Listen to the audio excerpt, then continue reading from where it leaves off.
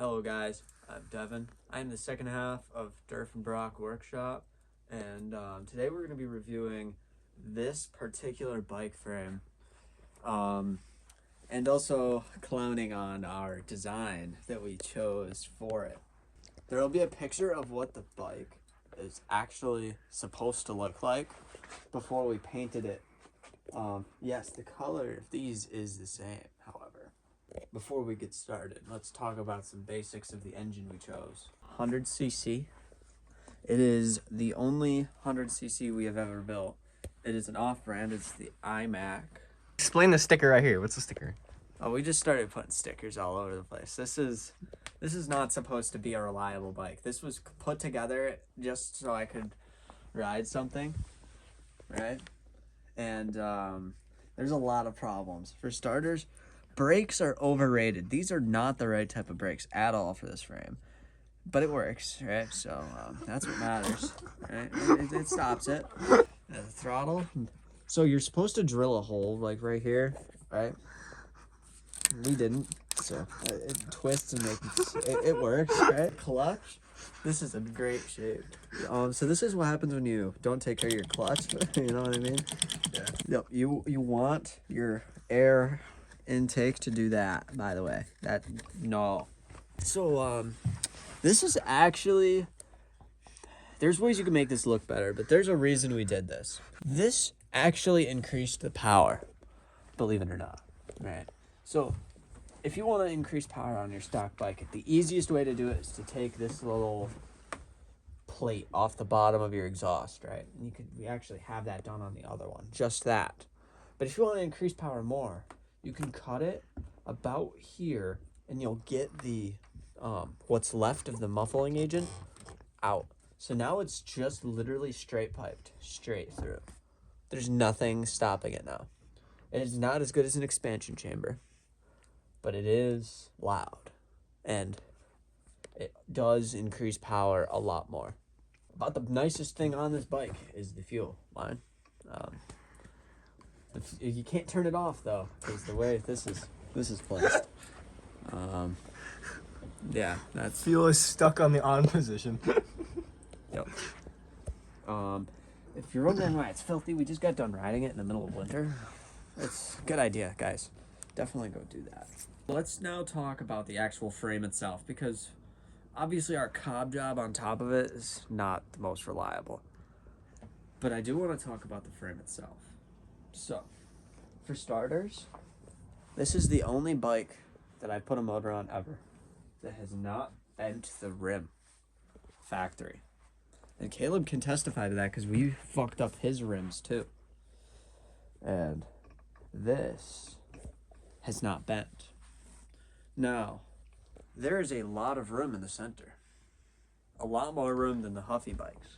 Or really just beach cruisers in general. You get a lot more room to work with. There's not a little arch right here. So you get all that room.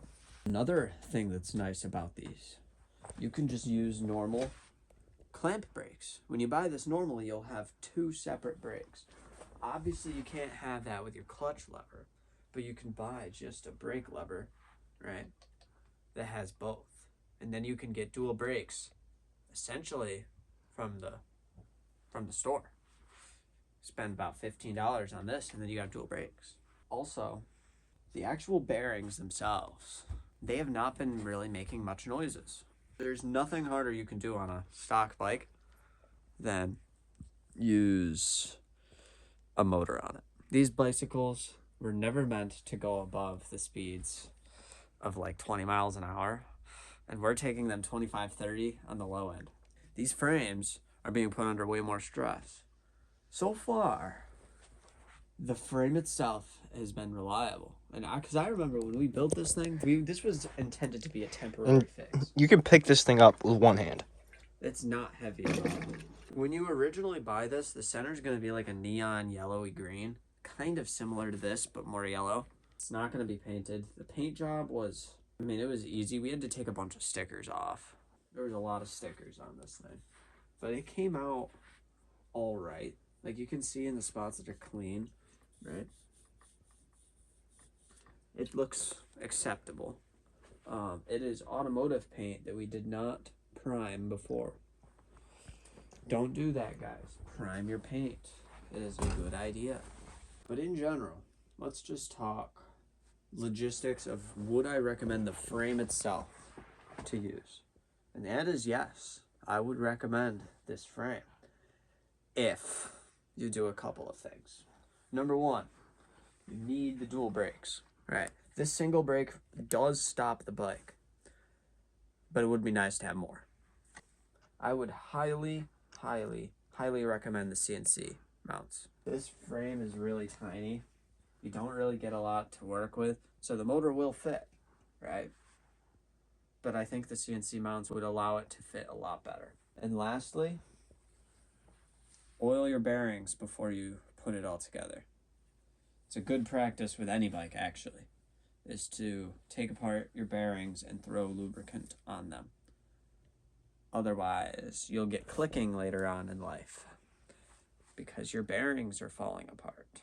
One other thing to note about these, and this goes for any bike frame, putting the sprocket on this is not a fun time, right? It's very tight in there.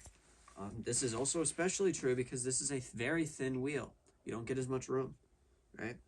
Now, we got this on there pretty good. Honestly, we should be checking these bolts before we ride. I haven't. But, good practice to check your bolts, especially because these are becoming corroded. I would like to say that these are probably loose versus the day I put them on. But overall, as a bike, for cheap, this is a very cheap bike. I don't remember what the price is off the top of my head. But I believe it's like $90 at Walmart. what you get for that price is perfect for motorized bikes. If you are building your first bike and you really don't care if it looks a little stupid and, you know, that you're going to be basically riding around a neon bike and you just want to ride a bike and you want to learn how the engines work, these are totally acceptable. Also, you should probably be on the taller side. I'm about 5'6". This is all the way down. You know, it's you know, you're up there when you're on this thing. You know what I mean? But if you're on the taller side and you are looking for a cheap bike, one of these is a solid option. Out of 10, if I were to rank it, it is a solid 7 out of 10. This is currently my only working motorized bike. I'm going to eventually get another bike running. But for now, this is what I got. If you're looking for a good bike for a cheap price, one of these ain't bad.